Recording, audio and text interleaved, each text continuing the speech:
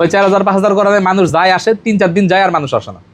আমাদের হলো কন্ট্যাক্ট, আপনার রিমুভার আগ পর্যন্ত সব দায়িত্ব আমাদের। আচ্ছা কি কি কাজ করে যদি আবার বলতেন আপনি? এখানে আমাদের মেইনলি ম্যাস্তা রিমুভ করা হয়, এটা গ্যারান্টি সহকারে। মুখের যে কোনো ধরনের দাগ রিমুভ করা হয়, ব্রণের দাগ, ব্রণ থেকে পুষ করে, বিভিন্ন ধরনের কাজ করা হয়। ঠোঁট কালো হয়ে গেছে সিগারেট খাইতে খাইতে, ঠোঁট কালো হয়েছে লিপস্টিক দিতে, এখন এই ঠোঁট আপনি কালার করতে চান, ওইটা তো সম্পূর্ণ হারাম এবং ওইটা থাকেও না। আপনি যে 3000-5000 টাকা খরচ করে ঠোঁটটা কালার করবেন, ও তো থাকবো না।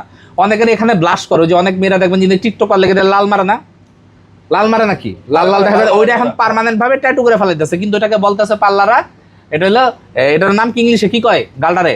আচ্ছা যাই হোক, ওই গালটা লাল করার একটা ব্লাশিং, আর তো কইতে হয় যেটা ব্লাশ করে ফেলেন মাত্র 5000। আরে ওইটা তো পরে আমরাই রিমুভ করতে পারব না। মুখে যদি আপনারা লাল ব্লাশ করেন পার্মানেন্টলি, ওইটা রিমুভই করা যাবে না। আপনাকে তখন দেশের বাইরে গিয়ে ওইটা কসমেটিক সার্জারি করে চামড়াই বদলা আনতে হবে। ওই 5000 টাকা দিয়ে করাবেন, সারা জীবনের পাপ। মানে পার্লারে মিথ্যা কথা বলে অনেক সময়, এটা অনেক সময় না, এটাই করতে আছে সব জায়গায়। আরে আপনারা এই কাজ কেন করবেন? আপনারা যে আইব্রু মাইক্রো ব্লেডিং বলতে আছেন, আইব্রু ট্যাটু দুর্নীতির জন্য, এটা একটা ব্যবসায়িক ভাষা, তার ভাষা এটা, সে ওই ভাষায় কাজ করতেছে।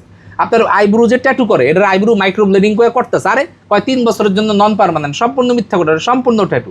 তারপর বিউটি স্পটের জন্য যে এদের তিল আঁকে, সেটা তো ট্যাটু। একটা খোঁচার জন্য নামাজি হবে।